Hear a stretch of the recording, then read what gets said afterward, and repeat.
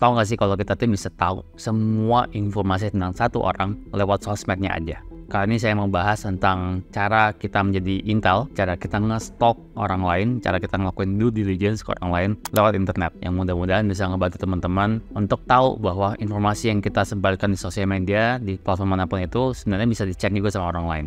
Nama saya William, saya content creator, lagi kerja di e-commerce dan bikin startup juga. Kali ini saya pengen bahas tentang satu konsep namanya OSINT, OSINT, Open Source Intelligence.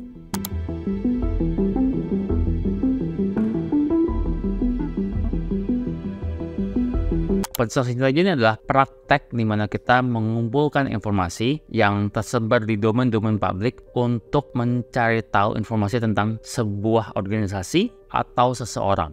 Biasa jemputnya kalau di Indo jadi intel, jadi mata-mata. Atau kita pengen ngeliat nih, nge-stalking orang lain. Di Indonesia, awareness tentang data privacy itu makin tinggi sejak adanya data-data yang bocor, kayak data KTP, data segala macam yang muncul di berita gitu. Tapi saya suka juga ngeliat bahwa orang-orang di Indonesia tuh aneh gitu, kayak mereka suka nge-share hal-hal yang sifatnya ranahnya private public. Kayak misalnya di Instagram sempat ada template Instagram story itu yang nge-share kalau ini KTP ku loh, mana KTP-mu gitu. Langsung ketahuan tuh nick-nya segala macamnya dan nanti dibikin buat pinjol lah segala macam gitu. Dan tapi yang saya mau share di sini adalah real life scenario di mana kita pengen stalk orang nih dan kita cuma punya namanya doang. Kita pengen tahu kayak hampir seluk-beluknya orang ini siapa sih gitu. Saya pakai ini di case saya beneran. Biasanya kalau saya lagi mau ketemu klien, itu saya coba cari tahu dulu orang seperti apa yang saya bakal hadapin supaya saya tahu misalnya harus ngobrol tentang apa, dia jabatannya apa, dan saya bisa tahu kayak saya harus bersikap seperti apa sih gitu.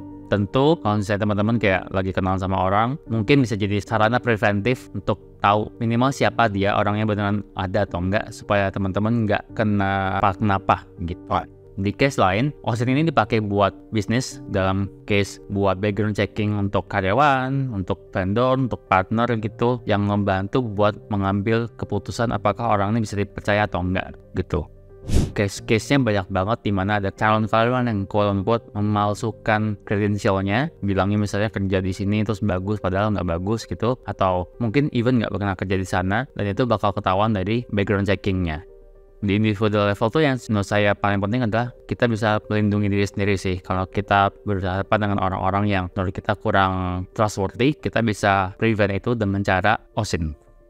Tentu di sini yang saya sarankan adalah kita cari data yang tersedia di publik, yang tersedia di internet gitu. Jadi kita nggak kesannya kayak nge-hack handphonenya atau sebagainya gitu. Itu cara-cara yang saya tidak anjurkan dan sebaiknya jangan dilakukan. Jadi kita langsung mulai aja. Gimana sih caranya OSINT tanpa kelamaan? Semua orang punya preferensi masing-masing, caranya gimana? Karena pada dasarnya di OSINT itu kita perlu tahu objektif kita mau ngapain dulu. Yang pertama, objektif itu nentuin kita mau cari tahu informasi tentang apa. Biasanya kita mau tahu orang ini siapa sih gitu. Dan kita cuma punya namanya doang. Cara paling gampang adalah kita mencari tahu sosial medianya gitu. Yang saya suka pakai adalah biasanya ada 3, Instagram untuk ngecek Instagramnya, apakah kita nemu account Instagramnya, terus kita cek followingnya, biasanya ngecek orang-orang di follownya. Saya bisa, ini kalau kita mau ngomongin yang niat banget, kita bisa ngeliat pattern siapa sih teman-teman dia, siapa sih orang-orang yang bisa sering berhubungan gitu, misalnya kayak sering nge-tag satu sama lain di fotonya dan sebagainya. Dan biasanya kalau kita cukup jeli, ini para cewek-cewek biasanya yang saya diajarinnya kayak gini, kita bisa ngecek keluarganya gitu di followingnya. Jadi kayak ketahuan dia nge-tag misalnya orang tuanya, adiknya, anaknya dan sebagainya gitu, biasanya kelihatan di followingnya. Terus kita juga bisa ngecek di foto, di tagnya. Jadi kita bisa membangun koneksi orang ini siapa berdasarkan orang-orang di sekitarnya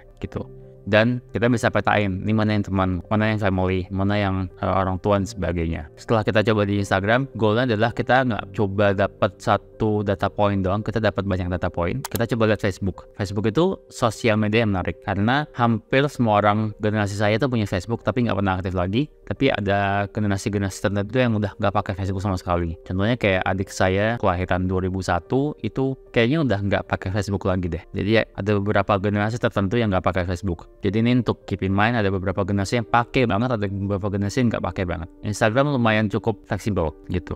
Kalau di Facebook kita biasa nyarinya username-nya, terus kita lihat foto-fotonya, terus kita lihat kayak timeline orang ini siapa sih. Terus kayak kalau di Facebook kan ada post update, kita bisa ngeliat tuh oh ini postnya di like sama siapa, di komen sama siapa gitu. Kita bisa coba lihat korelasinya dengan yang paling terjadi di Instagram. Yang paling susah sebenarnya kalau username-nya nggak ada. Jadi biasanya kalau username-nya nggak ada, kita perlu agak nembak-nembak gitu. Atau misalnya kita berusaha mencari tahu temen orang ini yang beneran di real life, terus kita cari username orang ini yang lebih gampang ditebak. Terus kita baru nanti temuin username yang kita pengen cari. Jadi agak effort emang kalau emang orangnya lumayan private dan kita bisa puterin gitu. Sosmed ketiga yang saya suka banget itu LinkedIn, karena langsung kelihatan, terutama kalau kita bisnis purposes, kita lihat namanya, nama lengkapnya biasanya langsung muncul. Kalau emang orangnya biasanya legit tuh pasti punya LinkedIn. Hampir 99% punya LinkedIn. Jarang banget yang nggak punya LinkedIn. Terus kita bisa ngeliat kayak dia kuliah di mana, tahun berapa dia lulus. Itu bisa sedikit banyak kita kayak ngukur umurnya berapa sih gitu. Terus kita pengen lihat kayak kerjanya di mana, sebelumnya di mana aja, ngapain, latarnya apa, untuk mencari tahu kayak orang ini tuh cukup kredibel atau enggak sih gitu. Dan apakah kalau misalnya kita di posisi HR, kita bisa ngecek yang cukupnya kayak kita telepon company yang udah dikerjakan oleh orang itu dan kita coba cek apakah dia benar karyawan sana dan kita bisa minta validasi enggak gitu. Jadi kita udah dapat data dari sosial media, Facebook, Instagram, LinkedIn. Ada beberapa teknik yang saya temukan di TikTok. Itu kita bisa ngecek PDDikti database. Jadi untuk ngecek academic records-nya, untuk ngecek lulus tahun berapa atau beneran kuliah di sana atau enggak. Ini penting katanya buat beberapa generasi muda. Misalnya kayak dia ngaku dia kuliah di A nih, tapi pas dicek di PDDikti nggak ada. Atau misalnya kayak kita pengen tahu dia ini lulus tahun berapa sih gitu. Itu juga bisa ngecek di sana. Satu tool lagi yang menurut saya cukup menarik buat ngecek seseorang itu dilihat dari get contact. Yang pertama kita udah perlu nomor HP-nya dulu. Jadi kalau kita nggak punya nomor HP-nya agak sulit. Jadi saya masukin ini terakhir karena kadang kita kenal orang kita nggak tahu nomor HP-nya siapa kan. Tapi kalau kita udah punya, kita bisa cari di get contact. Terus kita bisa masukin nomornya. Terus kita lihat. Biasanya saya cari tahu tuh kita bisa ngecek di get contact tuh nama-nama yang di save untuk nomor ini. Jadi kita ngeliat oh ini tuh dia namanya yang di save siapa aja sih gitu. Misalnya kalau saya tuh kayak Wulan Jafar TikTok, Wulan Jafar Digital, Wulan Jafar Skytree gitu, kayak ada nama saya dan nama company lama saya misalnya. Jadi biasanya itu dan kita biasanya berusaha notice nama-nama yang cukup pop up gitu. Gimana jelasinnya? Nama-nama yang cukup mengundang perhatian sih. Jadi susah dijelasin juga, cuman kalau misalnya ada nama-nama kayak gitu kita bisa kayak put into notes kalau nama-nama ini nama-nama yang lumayan kayak mengarah ke suatu panggilan atau misalnya suatu kode dan sebagainya. Itu jadi kayak cool. Jadi kita punya banyak clue di sana gitu. Kita juga bisa ngambil clue dari yang paling gampang sebenarnya ngetik namanya di Google, terus ngeliat di Google muncul apa sih gitu. Atau misalnya kita ngetik nama username-nya di Google terus munculnya apa. Kadang kita suka hoki dan ketemu profil-profilnya di sosial media lain. Contoh misalnya kayak sosial media kayak Pinterest misalnya, atau kayak let's say sosial media kayak Twitter, Lemonade misalnya. Jadi kita bisa dapetin data-data juga dari sana. Cuman biasanya buat sosial media yang kurang jarang dimainin itu kita cuma dapat informasi tentang apa yang dia post. Belum terlalu bisa bikin kayak social graph-nya orang ini siapa sih dan siapa orang di sekitarnya. Ini teknik yang lumayan sering dipakai sama detektif, atau kalau misalnya di online tuh kayak detektif online ya, kayak netizen buat cari tahu kayak oh dia orang siapa sih segala macam gitu. Biasanya ngecekin dari sini. Setelah pakai Google juga bisa pakai search engine lain yang biasanya memunculkan berita-berita yang agak beda, itu kayak Bing, Yahoo, DuckDuckGo gitu ya. Jadi kayak semuanya bakal dicek supaya mencari tahu nih orang nih siapa sih gitu, atau kayak ada gak sih ya hal-hal yang muncul di sana. Jadi setelah kita mengumpulkan informasi, kita koleksi informasinya, data collection, dan kita bakal coba buat verifikasi datanya gitu. Jadi kalau misalnya kasus kita emang beneran doing ini buat business purposes, buat ngecek validasi partner, kita ngecek nih beneran nggak dia misalnya kerja di sini, beneran kan dia pernah sekolah di sini, dan sebagainya gitu. Jadi kita berusaha cari tahu orang ini sesuai dengan apa yang dia ngomongin atau enggak. Terus kita berusaha menyulam semua informasi yang ada menjadi satu story tentang siapa orang ini sebenarnya dan apakah orang ini beneran sesuai dengan apa yang dia bilang. Jadi kita bisa bikin report berbasis informasi yang sudah kita cari. Informasi yang kita cari di OSINT ini berbasis sangat online. Jadi buat beberapa jasa khusus di Indonesia yang basisnya kayak detektif gitu, dia bakal bisa nyari juga basisnya offline, kayak cari tahu orang kemana dan sebagainya, yang mungkin bukan domain expertise saya, cuman saya tahu ada jasa-jasa seperti itu.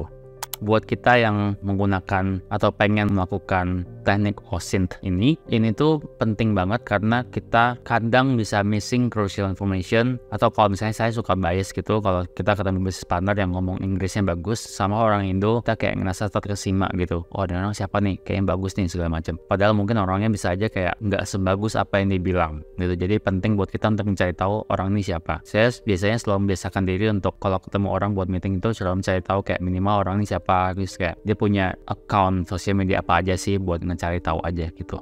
Di sisi lain, menurut saya nggak kalah penting adalah segampang itu loh buat kita di stalk orang lain kalau informasi kita beredar banyak banget di internet. Jadi kalau segampang itu, maka kita juga perlu aware. Informasi yang kita kasih tahu di internet lewat Instagram, lewat Facebook, lewat hal tempat-tempat lainnya, itu juga dengan sangat mudah dicek sama orang lain. Saya ngasih tahu informasi ini, mungkin ada orang-orang yang jadinya ngeh gitu. Oh, bisa ya dicek kayak gitu. Tapi udah banyak orang yang mungkin tahu tentang informasi ini, terutama angkatan-angkatan kayak Gen Z atau Gen Alpha gitu yang udah ngerti banget nih. Dan ini berarti kita juga perlu aware dengan apa yang kita post di internet itu bakal ada digital footprint-nya. Digital footprint itu artinya semua hal tuh bakal ada bekas jejaknya yang kita bisa trace back gitu. Jadi kalau kita emang value privacy, kalau saya sendiri tuh orangnya cukup private, jadi saya share hal-hal yang berkaitan dengan kerjaan biasanya lewat sosial media, tapi hal-hal sifatnya private itu saya jarang share gitu. Jadi kalau misalnya teman-teman ngeliat sosial media saya tuh biasanya promosi doang sih, tanpa nge-share banyak hal tentang kehidupan pribadi saya yang saya mungkin cukup nyaman sampai sekarang kayak gitu. Dan itu cukup penting karena saya suka ngeliat banyak orang-orang yang agak sembrono gitu ngasih tahu data-data pribadinya yang bisa membuat amit-amit diapa-apain lah sama orang lain gitu.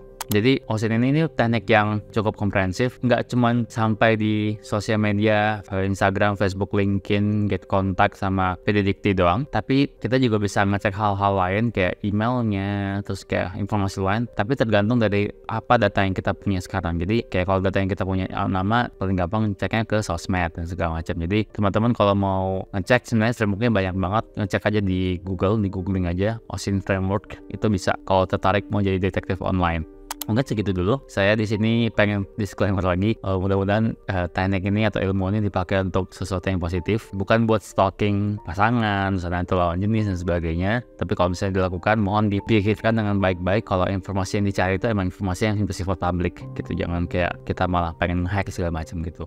Sampai situ dulu, mudah-mudahan ini ngebantu. Kalau misalnya suka dengan konten-konten channel ini, saya suka bahas tentang personal development dan bisnis dan hal-hal tips and tricks kayak gini. Kalau misalnya suka, subscribe dan coba komen di kolom komentar apa yang paling disukai nih dari teknik-teknik yang saya sebutin. Atau mungkin teman-teman di sini ada yang lebih jago dan mau sharing kayak cara lain supaya kita bisa tahu seseorang di internet. Boleh banget, tolong kasih tahu. Nanti saya bakal coba baca dan balas. Segitu dulu, thank you ya, bye-bye.